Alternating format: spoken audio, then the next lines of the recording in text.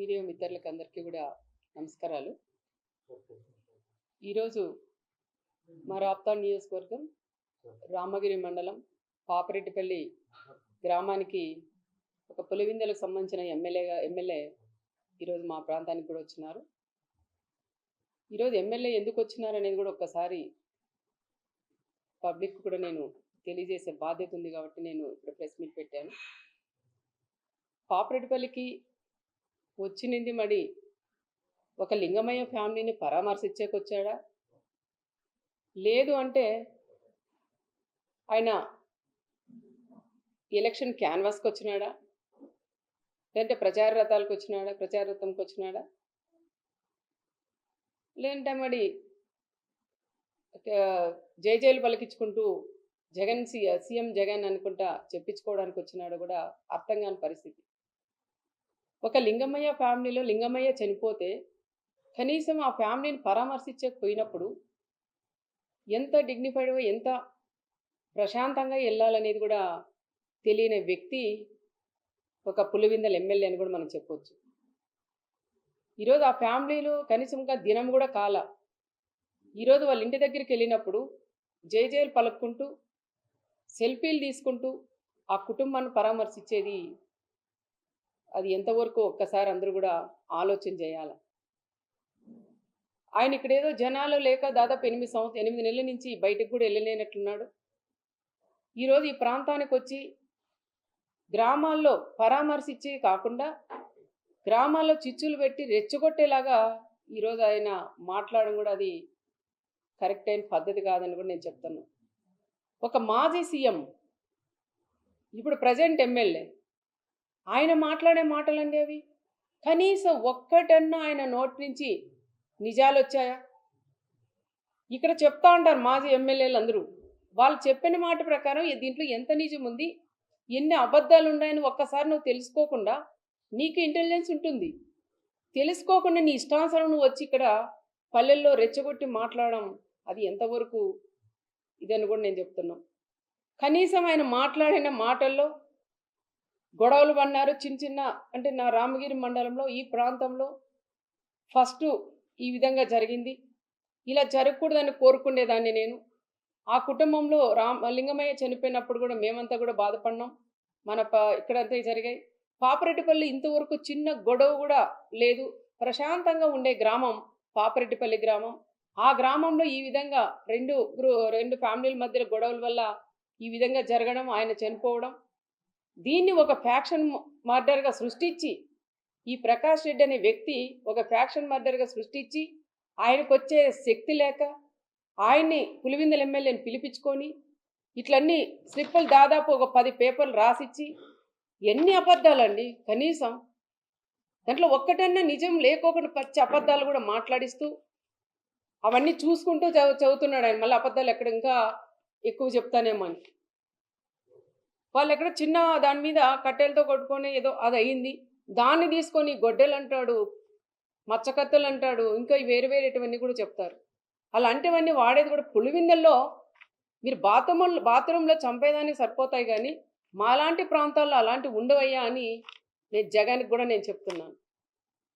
వచ్చినావు నువ్వు గౌరవంగా మాట్లాడిచ్చు, కుటుంబాన్ని సహాయం చెయ్యి, నువ్వు వెళ్ళాలి కానీ పదే పక్కన చూసుకుంటూ వాళ్ళ లింగమయ్య భార్య వైపు వాళ్ళ పిల్లల వైపు చూస్తూ నిజమా ఎంతమంది వచ్చారా లేదని డిపార్ట్మెంట్ని అడగండి, ఎస్పీ గారు ఫోన్ చేయండి, లోకల్ డిపార్ట్మెంట్ని అడగండి.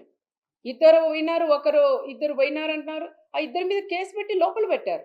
అనవసరంగా రెచ్చగొట్టి 20 మంది 30 మంది అని చెప్పడం అది ఎంతవరకు సమాజమో ఒక్కసారి ఆ పులివిందల ఎమ్మెల్యే కూడా తెలుసుకోవాలా. మీ మాజీ ఎమ్మెల్యే రాసిచ్చినవన్నీ నువ్వు ఆడ చిన్నపిల్లలు చదువుకున్నప్పుడు కాపీరైట్ కొడతా అంటారు, గుడ్డి కంఠపాఠం కొట్టావా అంటారు టీచర్లు కూడా. ఆ విధంగా నువ్వు గుడ్డి కంఠపాఠం కొట్టి ఇక్కడ అన్నీ కూడా నువ్వు పచ్చి అబద్ధాలు కూడా మాట్లాడడం అది కరెక్ట్ కాదు అని చెప్తున్నావు. దీంట్లో మళ్ళీ ఒక ఎస్ఐని టార్గెట్ చేసి మాట్లాడతారు, పోలీసుని టార్గెట్ చేస్తారు. అయ్యా పులివిందల ఎమ్మెల్యేగా నీకు చెప్తున్నాం, మా నాయకుడు చంద్రబాబు నాయుడు గారు ఆ రోజు ప్రతిపక్షంలో ఉన్నప్పుడు బయటికి వేయాలన్న పోలీసుని పెట్టి అడ్డం పెట్టి మమ్మల్ని బయటికి రానిలేదు. మా నాయకునితో పాటు మాలాంటి వాళ్ళు కూడా మేము ధర్నాకు చేసినా, ఒక మెమరాండం ఇచ్చేదానికి పోయినా, ఎవరైనా చనిపోతే వాళ్ళు పరామర్శించే పోయినా ఒక ఫంక్షన్ పోయినా కూడా మీ తోపును అడగండి ఎన్ని ఇబ్బందులు పెట్టినారని. ప్రతి అడగన పోలీసుని ఇబ్బంది పెట్టి చెక్ పోస్టులు పెట్టి కనీసం బయటికి అడగబెట్టుకోకుండా చేసినది మీ ప్రభుత్వం కదా. నీ వైఎస్ఆర్ ప్రభుత్వం నువ్వు సీఎంగా ఉన్నప్పుడు ఇలాంటివన్నీ చేసి ఈరోజు దుర్మార్గంగా మా నాయకుడు చంద్రబాబు నాయుడు గారి గురించి మా గురించి మాట్లాడే స్థాయి కూడా నీకు లేదని నేను జగన్ రెడ్డికి కూడా నేను చెప్తున్నా. ఏదో వచ్చినావు పరామర్శించు, వాళ్ళకి ఏందన్నా సహాయం చేసి వెళ్ళంతే కానీ నువ్వు గ్రామాల్లోకి వచ్చి చిచ్చులు పెట్టడం అది సరికాదని కూడా చెప్తున్నా. సొంతం నీ చిన్నాయనని చంపితే అన్నా మా నాన్నని చంపారు న్యాయం చేయమంటే కూడా నువ్వు చేయలేని వ్యక్తి ఈరోజు నా మండలాల్లోకి వచ్చి నువ్వు న్యాయం చేస్తావంటే ప్రజలు ఏ విధంగా నమ్ముతారని ఒక్కసారి నువ్వు కూడా ఆలోచన చేయాలనుకుని నేను చెప్తున్నా. నువ్వు ఇక్కడ వచ్చి సెల్ఫీలకి జైలు పలికించుకునేదానికి ఇక్కడ వచ్చినావు అనేది కూడా క్లారిటీ ప్రజలందరికీ కూడా వచ్చింది. ఇంకో విషయానికి వస్తే కొంతమంది మాజీలందరూ వచ్చినారు, ఏం పని పడలేదు, ఈరోజు వాళ్ళు జగన్ వస్తున్నారని సంకలు ఉద్దుకొని వచ్చినారు, జనాలను దోలినారు. మేము వద్దనలేదు. మేము 3 రోజుల నుంచి పోలీస్ డిపార్ట్మెంట్ కూడా చాలా ఇబ్బంది అవస్థ పడుతుంది. ఎక్కడ గొడవలు లేకోకుండా ఆయన తీసుకొచ్చి పంపించాలనే దాని మీద ఉన్నారు. కానీ అలాంటి పోలీసును కూడా ఈరోజు మీ ప్రభుత్వం మాకు అట్లా మేము వాడుకోలేదు. మా నాయకుడు చంద్రబాబు నాయుడు గారు కూడా ఎప్పుడైనా పోలీస్కి మంచి గౌరవం ఇస్తారు. ఈరోజు నువ్వు డ్రెస్ చొక్కా చూపించేయమంటావయ్యా, నేను మళ్ళీ సీఎం అయితే ఖబర్దార్ మళ్ళీ మిమ్మల్ని అందరినీ ఎక్కడ పెడతాను తొక్కతానంటావా? మరి పోలీసులు కూడా ఇప్పుడు కూడా స్పందించాలి. మీరు మా జిల్లా ఎస్పీ గారు రత్నమ్మ గారు కూడా స్పందించాలి. ఆ రోజు ఎప్పుడైతే మన పోలీసుల మీద కూడా ఇబ్బంది పెట్టి అమ్మల్ని అక్కల్ని తిట్టారో ఆ రోజే మీరు గట్టిగా ప్రెస్ మీట్ ఇచ్చి వాళ్ళ మీద చర్యలు తీసుకుంటే కూడా అది ఇంతవరకు కూడా వచ్చేది కాదు. అప్పుడు ఒక ఎస్ఐని పట్టుకొని నువ్వేందయ్యా ఒక బ్రోకర్ అంటావు, రకరకాలుగా కూడా ఒక ఎస్ఐని మాట్లాడతావు. నీ స్థాయి ఎక్కడా? కనీసం పైన వాళ్ళు ఏది చెప్తే చేసేవాళ్ళు. ఒక ఎస్ఐని పెట్టుకొని వాళ్ళు ఎన్ని కష్టాలు పడి ఆ ఉద్యోగాలు తెచ్చుకుంటారు.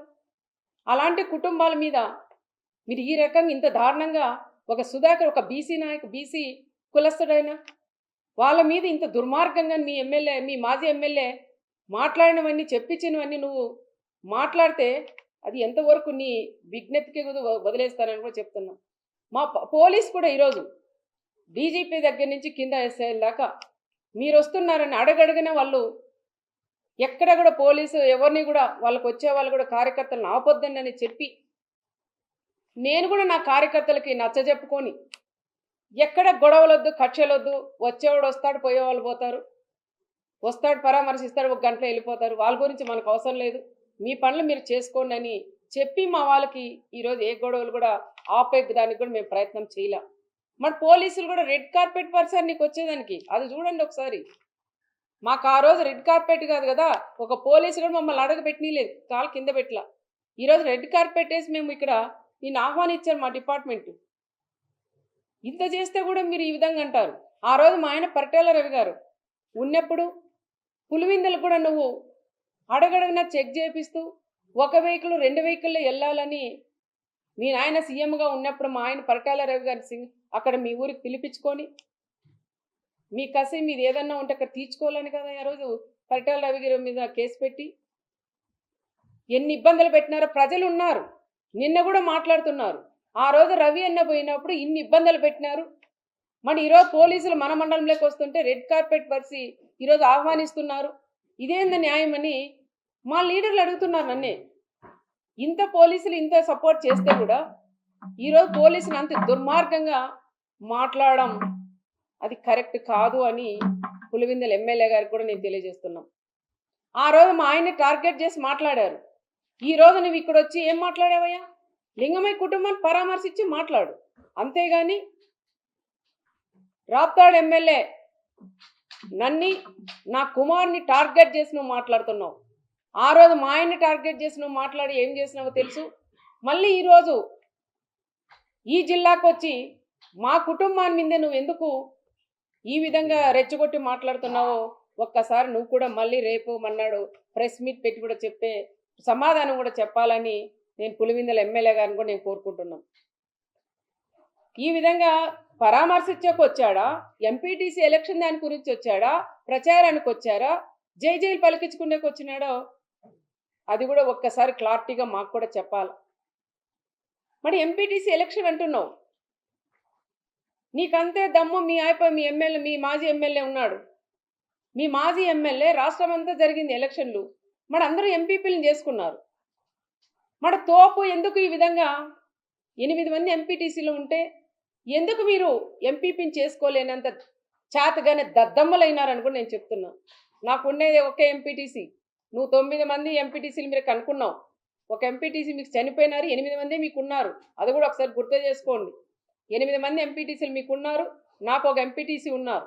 నేను రాజకీయం చేయాలా, ఎంపీపీని చేసుకోవాలంటే నేను పోయి ఎక్కడ చేసుకుందు. సాక్షాత్తు నువ్వు కాదు కదా, జగన్ నాయన్ని వచ్చినా కూడా చేసుకునే శక్తి నాకుంది. నీ ఎంపీటీసీలు ఉన్నా నేను మా కండవాలు వేసైనా చేసుకుంటాను. కానీ అంత నీచ రాజకీయాలు నేను చేయదలుచుకోలేదు. ఎంపీపీ ఎలక్షన్ వద్దనే అనుకున్నాం. మీ వాళ్ళే రెచ్చగొట్టి, మీ చిన్న సైకో అయినా తోపు వచ్చి ముందు రోజే ఆయుధాలు పెట్టి 3 బీసీలను కూడా ఇక్కడ పంపించి విప్ జారీ చేసేకొచ్చింది. అదెందుకు చెప్పలేకపోయినావు నువ్వు? ఆ రోజు గొడవ కారణం ఎవరండి? ఎక్కడ ఆయన తోపుండి వీళ్ళని పంపిస్తాడా? మరి వాళ్ళ బ్రదర్స్ని పంపించాల్సిందా? ఈ గొడవలు పెట్టేదే కాకుండా ఎంపీటీసీలు 8 మంది నీ సింబల్ మీద గెలిచారు. ఆ ఎంపీటీసీలు నీ దగ్గర ఉన్నారు. మరి తీసుకొచ్చి ఎందుకు నువ్వు ఎంపీపీని చేసుకోలేకపోయినావు? మరి ఎక్కడో పోయి దాచుకున్నావు. దాచిన తర్వాత కరెక్ట్ టైంకి పోలీస్కి ఇవ్వాలి కదా. దాదాపు 100 మంది పోలీసులను ఎస్పీ గారు పెట్టారు ఆ రోజు. బాగే పలుతావా? నువ్వు 11 గంటల 10 నిమిషాలకు నువ్వు హాల్లోకి పోలీస్కి హ్యాండ్ ఓవర్ చేస్తావా?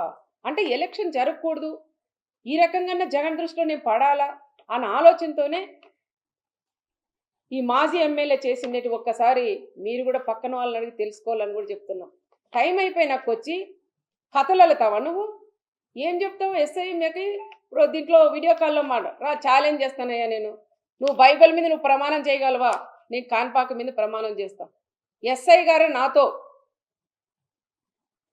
వీడియో కాల్ మాట్లాడిచ్చినారని నువ్వు ఛాలెంజ్ చేయగలవా? చెప్పనివన్నీ నువ్వు కూడా ఒక మాజీ సీఎం ఆ విధంగా అంత దారుణంగా అంత దుర్మార్గంగా మాట్లాడడం కూడా అది కరెక్ట్ కాదు అని నేను జగన్ రెడ్డిని కూడా నేను చెప్తున్నా.